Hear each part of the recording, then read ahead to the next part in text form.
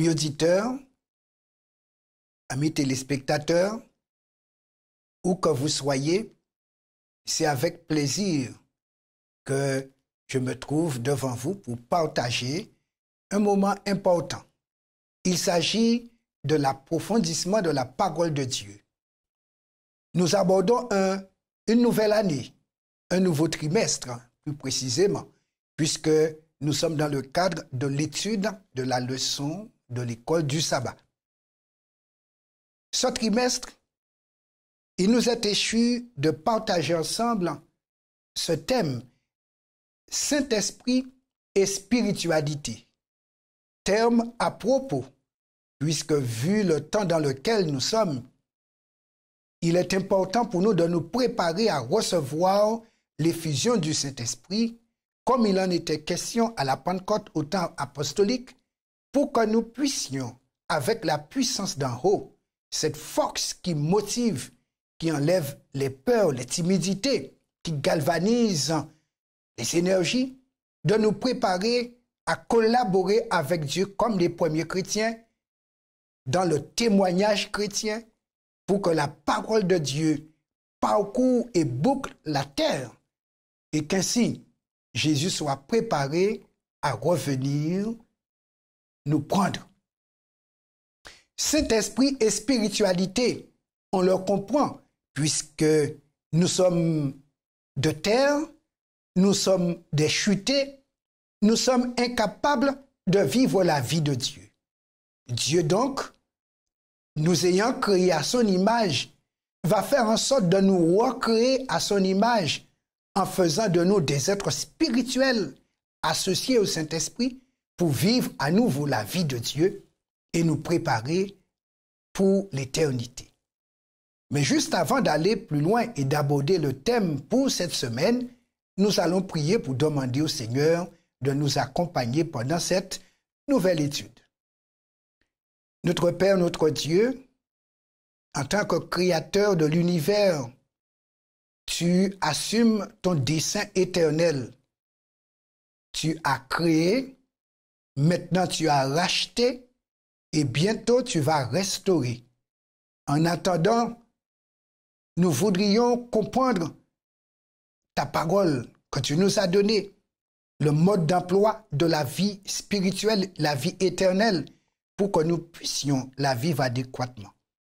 Et puisque l'étude de cette parole est capitale dans notre vie en tant qu'enfants de Dieu, veuille nous donner l'esprit qui a inspiré les Écritures, de nous aider à comprendre et surtout à ne pas discuter ta vérité, ta lumière, mais à l'appliquer dans notre vie pour revenir à la conformité céleste. Nous prions au nom de Jésus. Amen. Pendant ce trimestre, nous allons voir des thèmes extrêmement importants concernant le Saint-Esprit, cette troisième personne de la divinité méconnue de certains, décriée par d'autres, rejetée pour certains, reléguée simplement à l'état de force active ou autre.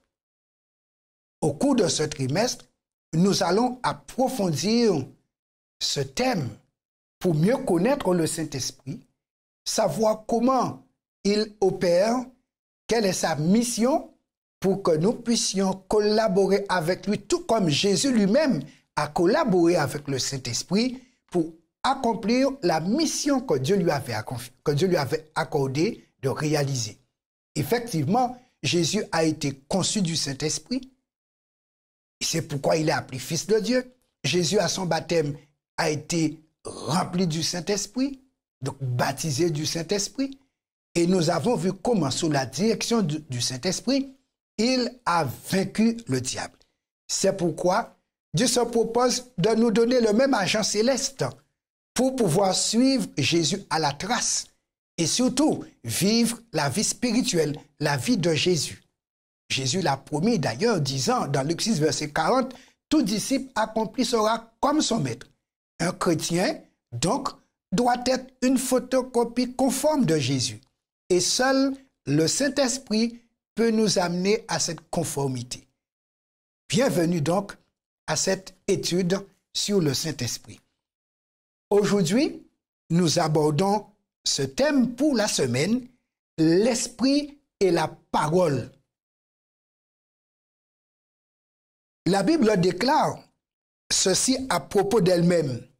Et nous tirons cela dans 2 Timothée chapitre 3, versets 16 et 17. Toute écriture est inspirée de Dieu et utile pour enseigner, pour réfuter, pour redresser, pour éduquer dans la justice, afin que l'homme de Dieu soit parfaitement à la hauteur, parfaitement équipé pour toute œuvre bonne.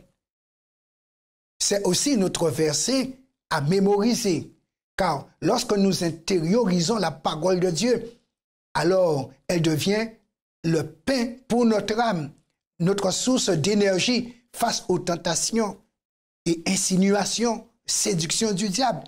Et tout comme Jésus, avec la parole, a repoussé Satan, lorsque nous intériorisons la parole, nous la confions à notre mémoire, le moment venu, face à l'ennemi, l'Esprit Saint va nous rappeler cette même parole, tout comme il l'a fait pour Jésus dans le désert, où il n'avait pas la Bible en main, mais il a su lui dire, il est écrit, et l'ennemi a dû plier genoux et se retirer.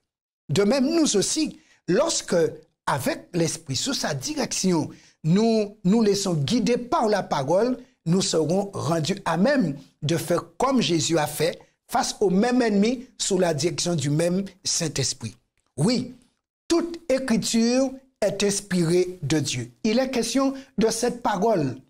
Tout, de l'Ancien Testament jusqu'au Nouveau, tout est inspiré et utile, car c'est sous la direction du Saint-Esprit que Dieu nous a communiqué ses révélations, ses instructions, ses ordres, à savoir comment être et comment faire pour plaire à Dieu et réussir en spiritualité.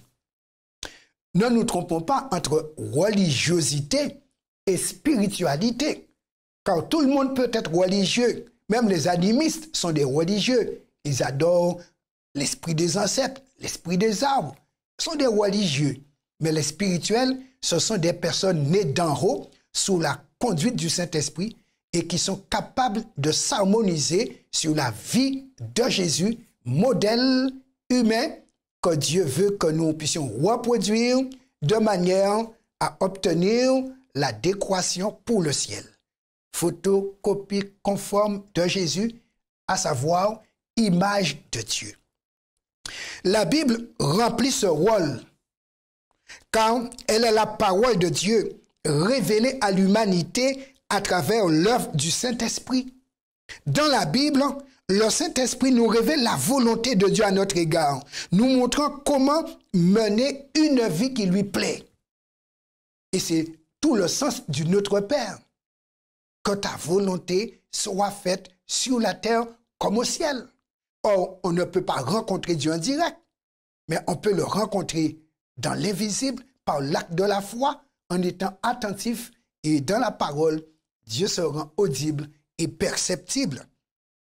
Mais le Saint-Esprit n'a pas seulement été actif par le passé, aux origines de la Bible. Il est impliqué dans la parole de Dieu de bien de manières encore aujourd'hui. Le plus important, et peut-être pour nous, c'est de lire la parole et de souhaiter la comprendre de manière juste. C'est là ce que nous avons besoin. Et le Saint-Esprit, nous avons besoin de lui pour arriver à ce point. Ce même Esprit divin éveille en nous la soif d'accueillir la parole de Dieu et d'appliquer ses enseignements dans nos vies. Ainsi, l'Esprit agit avec et par la parole écrite pour faire de nous de nouvelles créatures en Christ. Et je souligne, nouvelles créatures en Christ. Et quand on est en Christ, on a la même forme que Christ.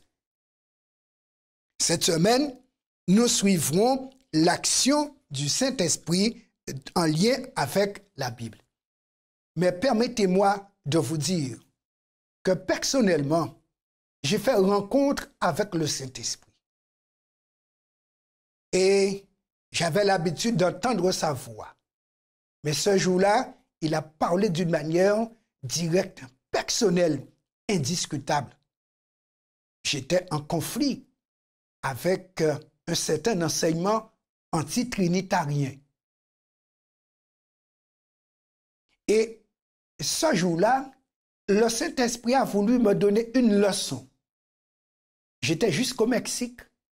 Un soir, vers 3 heures du matin, je me réveille pour aller aux toilettes, qui étaient hors de la chambre où je me trouvais. C'était à l'université. Et ordinairement, je pars toujours avec ma clé. Mais ce soir-là, je suis parti sans ma clé. J'ai laissé la porte entrebâillée et la porte s'est refermée après moi. À 3 heures du matin, je ne veux pas réveiller mes collègues. Alors je me dis, bon, je vais me coucher dans le salon en attendant 5 heures du matin. Mais je me couche sur un sofa, impossible de prendre sommeil. Je m'allonge et pendant que je suis allongé, je l'entends clairement et distinctement me dire, parce que les anti-trinitariens disent, le Saint-Esprit n'est pas une personne, c'est l'Esprit qui est dans la tête du Père.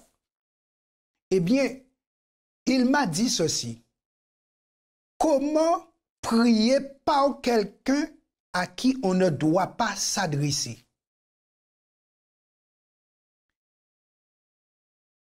Je peux vous dire, lorsque j'ai entendu cette déclaration, et pour me montrer que ce n'est pas une voix sortie d'ailleurs, il m'a envoyé lire un verset biblique que je lis pour vous. Éphésiens, chapitre 6, verset 18. Après m'avoir fait cette déclaration, il m'a donné le texte à aller lire. Faites en tout temps, par l'Esprit, toutes sortes de prières et de supplications. Veillez à cela avec une entière persévérance et priez pour tous les saints. Ce qui veut dire, c'est un être bien vivant. Un être qui sait parler, puisqu'il est en lien avec la parole de Dieu. Et il sait nous guider dans la parole pour qu'on soit dans la vérité, car la parole est la vérité. Ainsi donc, cette semaine, nous aurons le privilège de voir comment le Saint-Esprit a œuvré pour que nous puissions avoir cet élément en main, l'épée de l'Esprit d'ailleurs, pour pouvoir rabattre notre ennemi, triompher dans nos tentations, résister aux séductions et même face à la persécution, tenir ferme par rapport à cette parole. Amis téléspectateurs, amis auditeurs, nous allons nous adresser à la divinité qui s'associe pour que nous soyons triomphants d'un ennemi commun. Ceux qui sont avec nous sont en plus grand nombre que ceux qui sont contre nous. Nous avons intérêt à nous associer à eux pour la victoire, car la victoire est assurée et est certaine. Prions. Notre Père, notre Dieu, merci pour cette belle leçon que tu nous donnes au cours de ce trimestre, pour savoir qui tu es, comment tu fonctionnes, ce que tu veux, et que nous, des perdus, nous acceptions le salut offert, nous acceptions les moyens que tu mets à notre disposition et que nous puissions collaborer avec chaque agent céleste dans la mesure où tu nous le dis, de manière à ce que, comme Jésus, accomplissant ta volonté, nous puissions aussi triompher et un jour voir ta face. Nous prions au nom de Jésus. Amen.